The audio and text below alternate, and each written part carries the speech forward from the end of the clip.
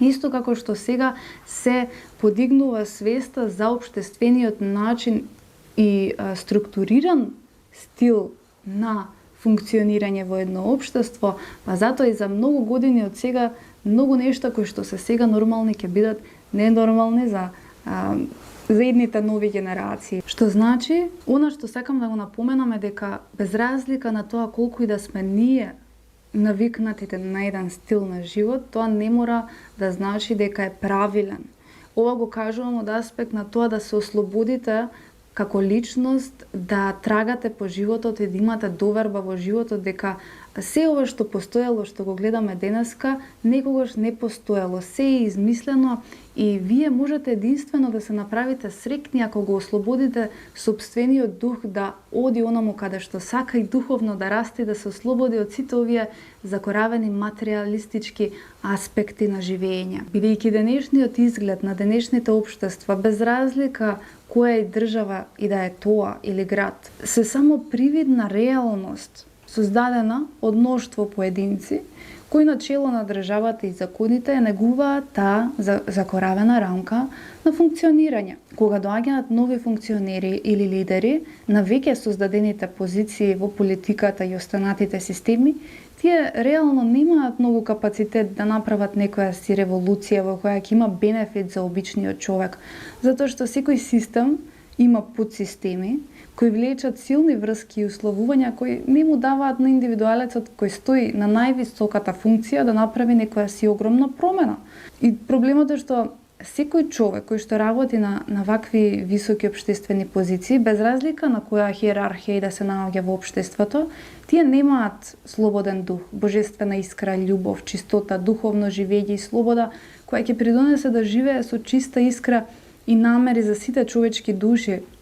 Најчесто овие луѓе се егоистично ориентирани и духовно на многу ниско ниво, па затоа и ги бираат овие работни места. Затоа денешниот човек, сите души кои што се обични луѓе,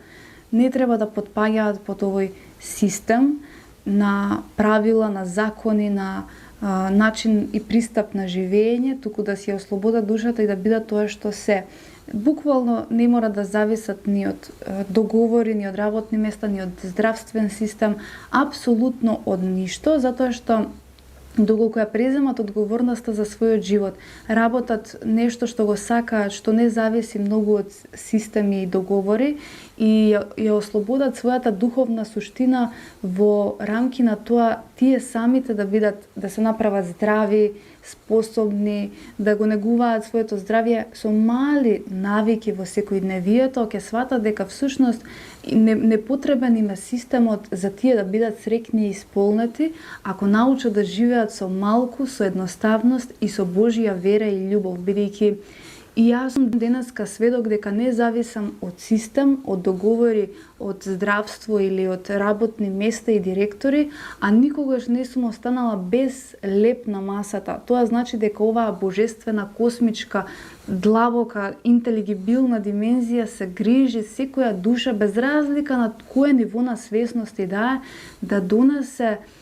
леп пари доволно на масата за да може да преживее еден месец. Но проблемот е што ние го губиме тој духовен аспект на живење и премногу се оддаваме на материјалисти и на нешто што е општествено наметнато како правилно и на тој начин ние се доведуваме да бидеме нашиот живот, нашата душа да биде зависна од друг човек, од друго човечко битие, што тоа не сме никогаш да биде така. Но тие примери го потикнуваат обичниот човек да застане еднаш за секогаш за себе, да ја преземе одговорноста за својот живот и повеќе да не зависи ниту од работодавци, ниту од било кој на ова земско тло и да биде сам свој, макар и газда, макар и да работи во мали предпријатија, макар и да живее наедноставен живот, но неговата душа да биде во поголем мир, независна од материјалистички поединци кои што се одадени на тие негативни црни сили кои што владеат денеска во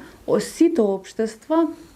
и предонесуваат да го заробат духот на човекот и тој да биде постојано несреќен, да постојано се биде во страф, дека ако го изгуби работното место нема ништо од неговиот живот да биде и го држат на таа прва чакра на преживување. Се додека човекот се движи во овој правец и содека не ги освести овие 4 точки кои што ги напоменав, да се прочисти себе морално етички, да живее малце со поголема одговорност, да ја подигне својата личност, да ги надмине своите слабости, да го ослободи духот и душата и на тој начин да биде одврзан од сите материјални договори, закони и така натаму. На тој начин ќе дојде до степен да живее поголем мир и благосостојба. Се додека не го живее тој начин на живот и се додека влегува во таа материјалистичка рамка, каде што се живее алчно и само за себе и каде што другиот човек се гледа како да е нешто таму далечно од мене, а не како дел од себе, бидејќи сите ние доаѓаме од една љубов, од еден извор. Како би можело да го гледам сирачето на улица поразлично од мене? Не, кога ние како човештво ќе се дојдеме до точка на заедништво, тогаш се намалува и страдањето, тогаш и материјалистите ја немаат веќе таа моќ, затоа што материјалистите најголемите пари ги прават од вас, од обичниот човек. Кога обичниот човек ја свати суштината на живењето и ќе застане во името на заедништвото и доброто, целата таа црна материја ќе се распадне.